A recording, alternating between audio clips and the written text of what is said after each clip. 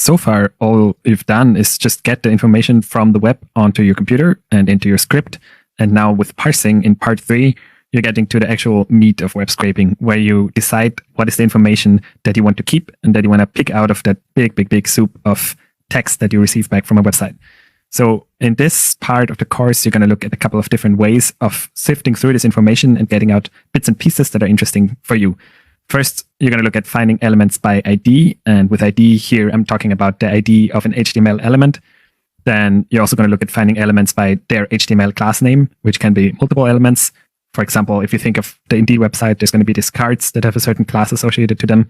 So we're going to learn how to receive the information for all of those. Then you want to be able to extract text from the HTML elements, because the elements themselves is still a bunch of code that is not actually what you're interested in. That's just the structure of the website. So you want to be able to pick out the text, for example, the title of the job posting. And then you will also learn how to extract attributes from HTML elements. For example, that could be the link that leads you forward to another page where you can actually apply for the job, which is not part of the content of an HTML element, but which lives inside of one of its attributes. And with going through these, you're going to have a good overview and a set of tools that you can use in order to extract the relevant information for you from the website content that you scraped in part 2. So let's get started and find the main element we're interested in the next lesson.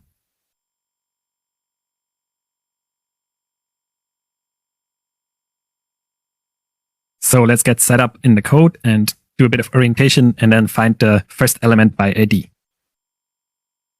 Over here in part 3, it's the third notebook over here called Parse for the step in our web scraping process. I click this away so we have more screen space. Here's another overview of the different topics that we're going to talk about. And we need to start off by, again, scraping the site. So this is what you learned in part 2, which is just using requests to get that specific query result and save it to the response object. So I'm going to execute this first cell here. And this was our scraping step in this case. And now we're going to start to parse the results that we got back from there. So for this, we're using a library called Beautiful Soup, which is a standard for doing web scraping with Python. And it's very powerful and pretty intuitive. So it's definitely a good library to know. There's some other ones out there as well, but Beautiful Soup is the de facto standard for web scraping. So I go ahead and import this. I'll have this installed in the virtual environment. And then you are ready to create a soup, which is Beautiful Soup's way of parsing through the HTML content so that it then is accessible through intuitive methods and attributes on that object.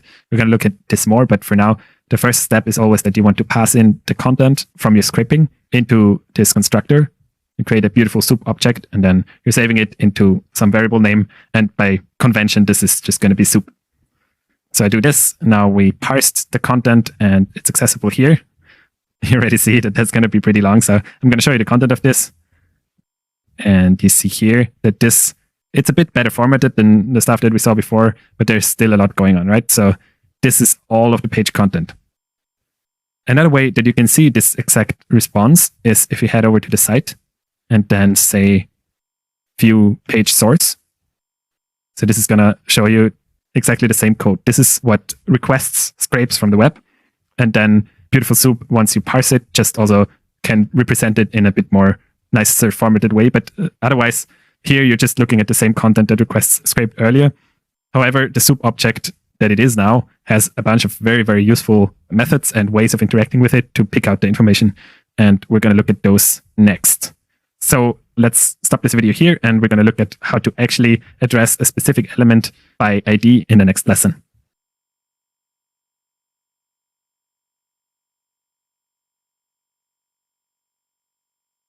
Now to the actual step of finding an element by ID. Let's head back over to the notebook. So I've seen before that the response is all of this content, essentially, and we haven't sifted through anything yet. But now the first step we're going to do is find an element by ID. Now, what was the ID? Remember that this is an iterative process, this exploring what is the information that you want to get from the site of the content, and also just like figuring out where is it located. And this is where your knowledge of the page comes in very handy.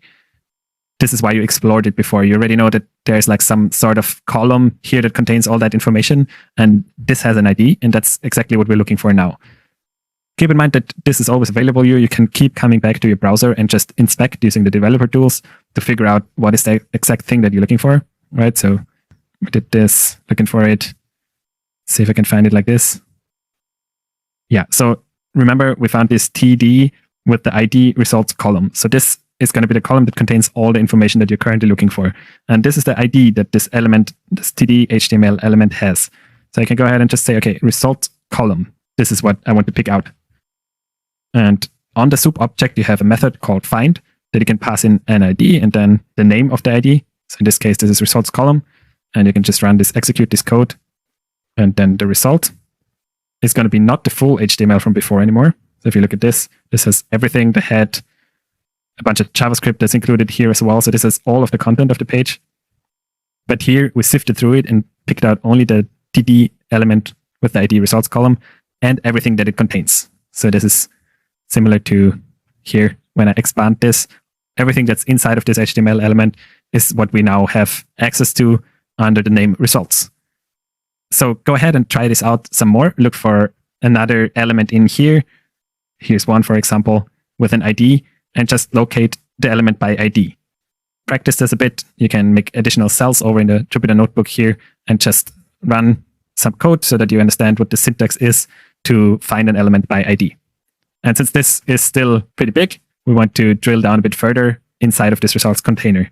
And we're going to do that by class name in the next lesson.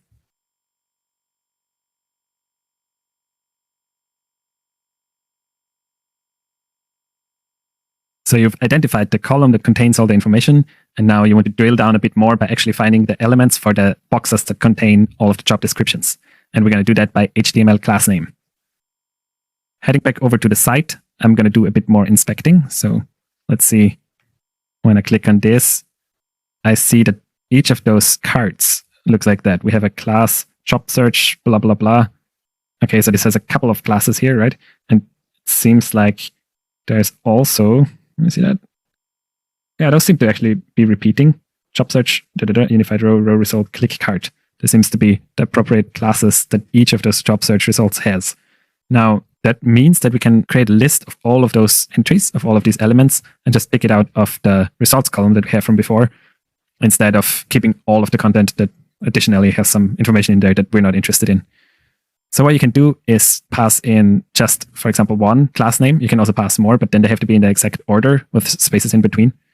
Now, in this case, I know they all have the result in here, one of the class names, and that's a pretty, for me, understandable one because I'm looking for results. So that's the one that I pick here. And I'm going to say find all. So this is a bit different than the find one up here, which is going to only return one element. Find all is going to return a list of elements, and I'm giving them the class result. And what I'm doing additionally here is I say, because classes in HTML can be applied to all sorts of elements. While ID is unique and can only be applied to one element, so here this find makes a lot of sense, a class could give me different results.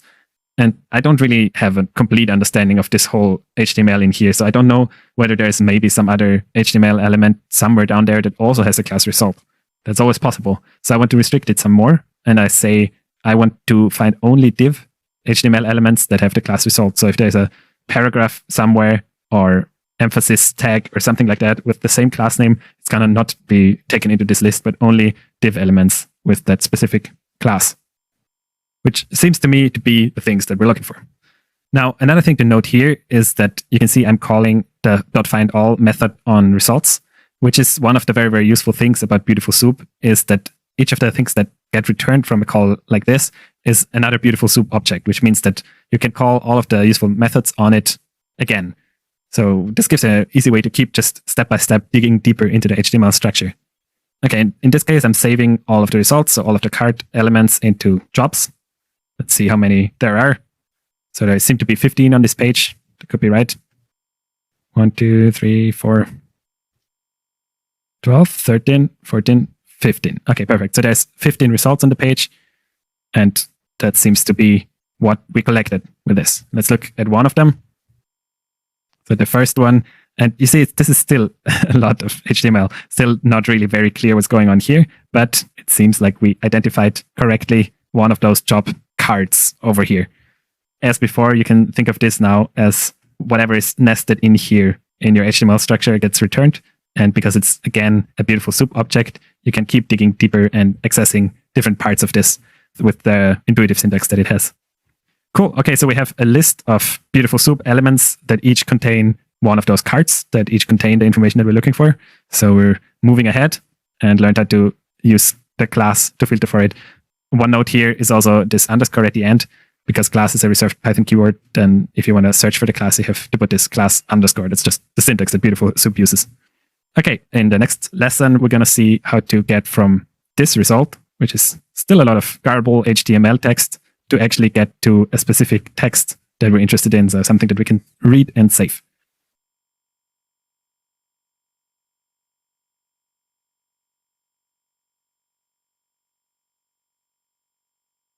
In this lesson, you want to dig deeper into the HTML that you got returned from the previous lessons and extract just a specific piece of text from it.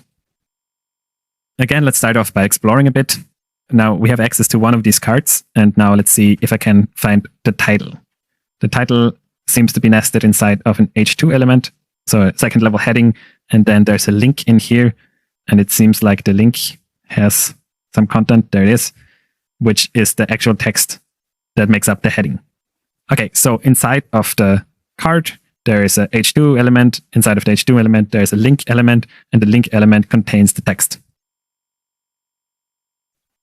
With this understanding, I'm heading back to the code, and let's just go for the first one, the one we inspected before. Remember the jobs from up here, because we used find all jobs as a list. So if I want to access one single Beautiful Soup element, I can access it via the index on that list. So I could also save that to a variable, but we're just exploring here. So I'm saying, give me the first Beautiful Soup object that got returned from before, and in there find an H2 element. Okay, so this slims it down quite a bit, but as we saw before, H2 still contains a link and a bunch of other attributes on that link. So this is still not quite what we're looking for. But because always the thing that gets returned from a call like that is another Beautiful Soup element, I can just keep calling .find, and it's going to dig deeper. So now on the title, I'm going to say .find the link element. I'm going to print it out. You see it cuts off these parts and anything that happens after the link, and returns me only the link element here, which obviously is still way too much. But now comes the helpful attribute on every Beautiful Soup object, which is just .text, which gives you the content. So anything that's in between the tags. So it cuts off all of these attributes in here, and you're going to learn later how to specifically pick something out of the attributes if that's the information you want. But very often, all you want is the text. So if you run .text on an element, you get the text. And this looks already much more similar to the title that we're looking for. And you can clean it up a bit with just a normal Python string method here. I'm calling .strip on it, which takes off the new line character here. And I think that's all, yeah. But if there would be something at the end, it would also take that off. And here we are. We got the string, the actual title of the job posting. Let's see which one it is, data engineer. So by just searching for it, I can say data engineer summer internship, and there it is. So that's the element that we're currently looking at. And we're correctly getting its title. So what I did afterwards is just write a list comprehension for doing all of these steps. So first finding H2, finding the link, and then getting the text of it, and then also cleaning it up for each of the jobs inside of the job list. And like this, I could run the thing to get all of the job titles from that specific page. Run this. And here's the output. You can see these are all of the jobs that are currently listed on this one search result page. Nice. So the takeaway from this one is that, first of all, you can keep drilling down because Beautiful Soup keeps returning Beautiful Soup objects. So all of those methods that you're going to learn that work on one of them are going to work on the next down level of Beautiful Soup as well. So that's very helpful. And you can search for an HTML element by just passing in the type, which is similar to what you did up here by passing in the type. But here we specified it a bit more, that it's only the ones of that type with a specific class. Here, I want to find all of the H2 elements in there because there is only one inside of each of those cards. And then I just keep drilling down. Next, I want to only get the link element. And then I want to call this useful attribute.text on it that just gives me the text output.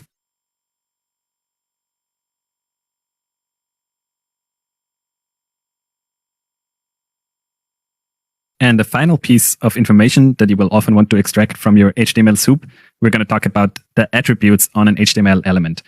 A very frequent one is the URL that is part of a link. And the link elements have attributes, and the href attribute is which contains the URL, which is actually what helps you to navigate to a different page. Let's look at this on our website. So heading back over here, we can see that here's the H2 that contains the title, right? And we're looking for this link. So I'm able to click on here, and this takes me to, let's check it out. It takes me to a detail page related to that specific job. So I've got some more information on the job on here. So having this link might be something that's useful from your scraping, right? Because the jobs that interest you, maybe you want to follow that link and find out some more information about it. So we want to collect this link. But before, we already got the title from out here, from that specific link element. And by calling just .text on it, we only got the text, right? So not the actual URL that we need. And that is because it is nested inside of the opening tag as an HTML attribute, specifically the href one here. So you can see this value. This one, let me see if I can mark it without going there. Okay, we got it marked now. So this value is a part of the URL that allows your browser to navigate to that specific page. You might see that this doesn't really look like a full URL. Some pages might have the full URL in there. Sometimes it's just relative URLs, and the rest of the page knows how to complete this so that then it ends up with an actual valid URL that can navigate to, which is a step that you might have to do or not, depending on your site. As I said already earlier, the sites are very individual, and you always have to specifically look at your page that you're currently working with. In this case, we get a relative URL, and it is nested inside of the h2 title. We got the link that we're looking for. Okay, so let's look at this in code. We still have access to this title link element, which is what we got further up here by finding inside of the title the A element, first A element. So I will take another look at it here. Okay, so this is equivalent to what we just looked at over here, right? This is that element, which on our page relates to this title containing both the text as well as the link. So how can we get the link out of there? And you can access specific HTML attributes of an element by using the square bracket notation and then the name of the attribute. In this case, it would be href. Let's look at another one first because there's more of them in there. You can see href is here, but let's look first at, for example, the ID of this element.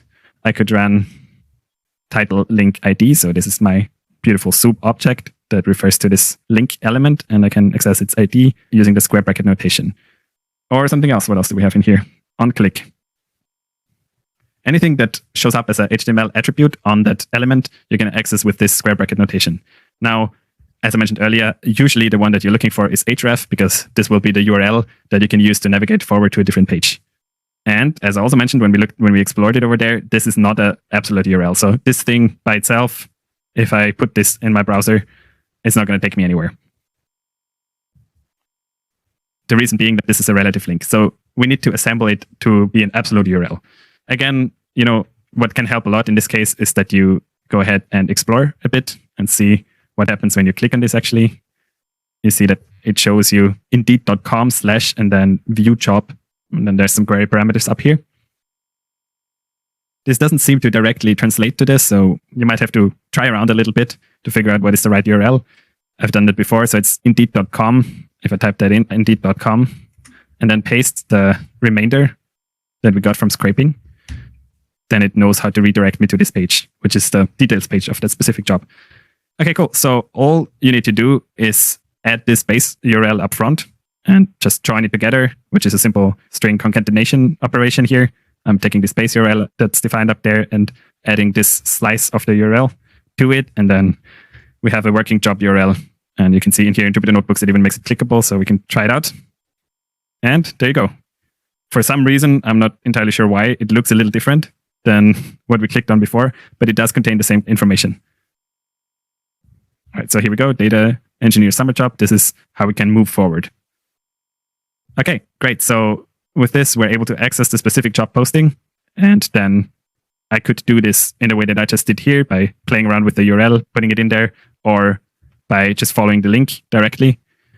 And this is the same as just doing it with requests. So you could use requests again and get the information that you just looked at by a simple scrape exercise here, just putting in this job URL after you've created this absolute URL from it. And then again, you could make another soup with another beautiful soup object. This is the same process that we went over before, scraping, creating the soup, and then you're ready to parse this new page. Jobsoup.text, for example, gives us the whole content of this page just in one go, because we're calling the .text attribute on the highest level on the whole HTML that you're getting back. Of course, you could also dig deeper, inspect here again. You see, it becomes a process that you're already familiar with. You can see here, for example, how can I get this title? All right, there's a P tag, and it has a strong tag in there. And all of this sits in the ID content. You could address this content ID and then maybe drill down You don't really see much class attributes in here, so it might be a bit more tricky to get to that specific information that you want. But Beautiful Soup also gives you the option to address the fourth P element or the second strong element, etc. But in this case, you're interested in the information about the job, so it might just make sense to collect this whole information as we did here and just store the text somewhere so you can read up on it or maybe search for specific keywords to figure out whether you're actually interested in that job or not. Okay, so these are just options, right? And I want to give you an outlook into what you can do to dig deeper. You could, for example, filter what I just mentioned.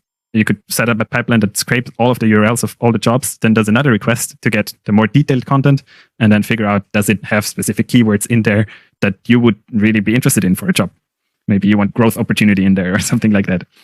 So you see, there's a lot of things that you can do, and we're going to talk a bit more about options and a little task to work on in the next part, which is going to come right after a little wrap-up video where I'm just going to walk you again over the different ways of parsing that you've seen in this Jupyter Notebook. See you in the next lesson.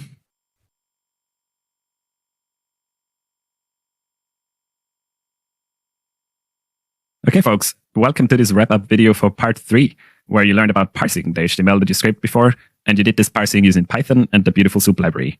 Now, before I go into details of the different ways of parsing your HTML that we talked about in this part, I want to give you a high-level overview of an important concept that is related to parsing, which is that parsing is an iterative process, which means that you start off by inspecting your page with the different methods that we talked about in part 1. So you can inspect it by clicking through or using your developer tools, etc.